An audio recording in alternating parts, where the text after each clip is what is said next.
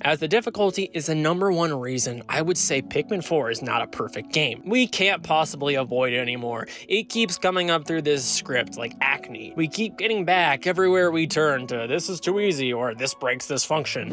Of course, when talking about games being too easy, this isn't an issue exclusive to Pikmin 4, but rather a trend in gaming. In today's world, game developers try to avoid the possibility of the player experiencing negative emotions. There are exceptions, Elden Ring on the farthest end of the spectrum, being one of the hardest games I've ever played. I mean, I could write a whole video essay about the difficulty being too BS there, because you can't possibly please me. Anyways, this too easy trend arguably started with Mario games in the early 2010s, at least as it pertains to modern gaming, specifically Super Mario Galaxy 2, which gave us this cosmic spirit. Gee, I wonder who the hell this is. Okay, so Cosmic Daisy, upon talking to her, will take you to the end of the level. The only downside of this is that you don't get any star bits or coins. Oh no, how can you play Mario Galaxy 2 without coins? From there, this led to every Mario 3D platformer and 2D platformers having some sort of beat the game button. Super Mario 3D Land had the Super Tanuki suit, 3D World had its equivalent of that, and so on and so forth and what have you. I think in a bubble though, you could probably argue that these assist modes weren't all that problematic. I mean, at the time, they're still optional, right? And in some games, like in 3D World, if you used any type of easy mode at all,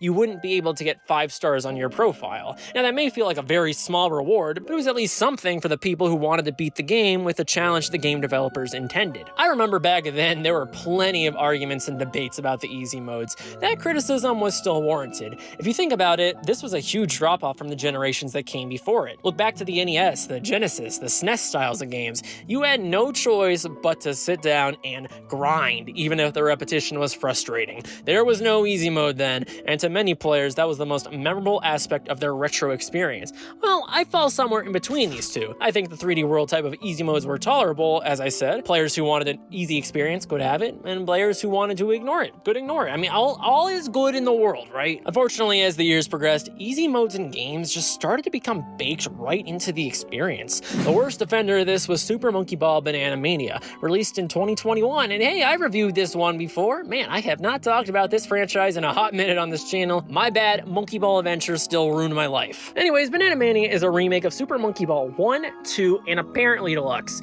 Getting good at the classic Monkey Ball games was no walk in the park. It required patience, energy, repetition, and accepting Baby is the best character because you can see more of the environment than with the other characters. Beating Master in Super Monkey Ball 1 is one of my proudest moments in the gaming career I have, and same with Monkey Ball 2. Banana Mania, though, made it less of an arcade experience that required skill and more about a linear, can you mash buttons to get to the end adventure. It removed lives and forced every player to play these games in a way that they were never intended to be played as. This sort of change makes the easy mode a disgrace to whatever respective franchise we're talking about. I refer to this trend as the corporatification of video games. Pikmin 4 sadly falls victim to this problem tenfold. I think an argument exists for the fact that you can probably kind of ignore a lot of the things that make this game easy, perhaps in the same way you ignore the power-ups in Mario. I personally still find this difficult though. We've already spoken about how the recommendation system makes it impossible, but let's take a look at some other aspects. The charge is by design unavoidable. You have to remember that the charge in Pikmin 3 was introduced to replace the swarm. And the swarm is in this game, but it's like not until late game, so I'm not counting it as an actual thing, so move on. One or the other is needed in order to command a battalion of Pikmin.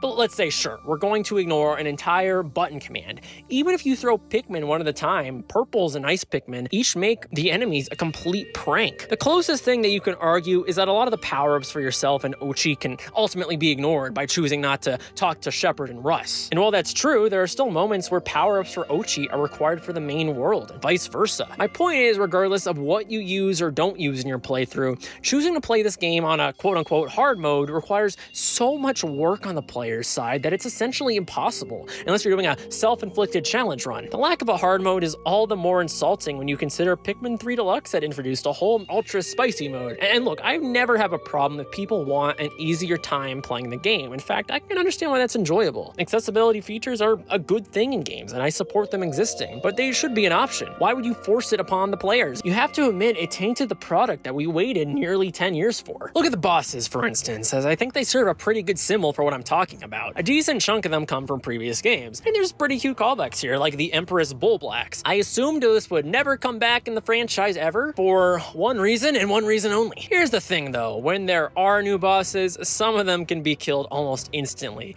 and considering we're all inexperienced with this game, I don't even remember some of the bosses bosses due to how fast they were killed. Now, there's a few in late game we'll talk about later, but in at least the first 2/3 of the game, I think the best boss that brought some good old Pikmin 2 energy was the groovy Longlegs. This fight was one of the first enemies that the game trailer showed off, and to me, it's an easy favorite. When you fight him, the game gives you this super trippy beat, and honestly, it's BS. A lot of your Pikmin die to it, and it feels like it should be out of your control, and maybe I should be complaining about that, I don't know. But in this game, I appreciated it because most bosses were just complete pushovers. Look how fast I defeated the Smoky Prog, a late game boss. I mean, in Pikmin 1, that would have never happened. And you can say the same thing for the majority of the enemies in this game too. There's a solid balance between returning enemies and new ones here, but so many of them are just so easy. The Bulborb used to be a genuine threat in Pikmin 1. You would sit there, grind up your squad, and get ready to fight. And now they basically die in a flash. The hardest enemies, I think, are the ones that you can't cheese, but require Ochi, such as the Guildmander, which requires you to headbutt the gold off of them and break the gold so you can hit their weak spots a bit easier.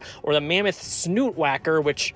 what kind of fricked up name is that? Even something like the sprays that return are completely busted. You can grind for them again if you want, but you get so many ultra spicy sprays just by existing that it's basically a feature that's been made entirely irrelevant. On top of that, they flower all of your Pikmin immediately. And even if your Pikmin lose flowers quicker than in previous games, that's a pretty major aspect of the gameplay loop from old games that's been completely made irrelevant. And again, think about the Ice Pikmin, Purple Pikmin, think about how many items.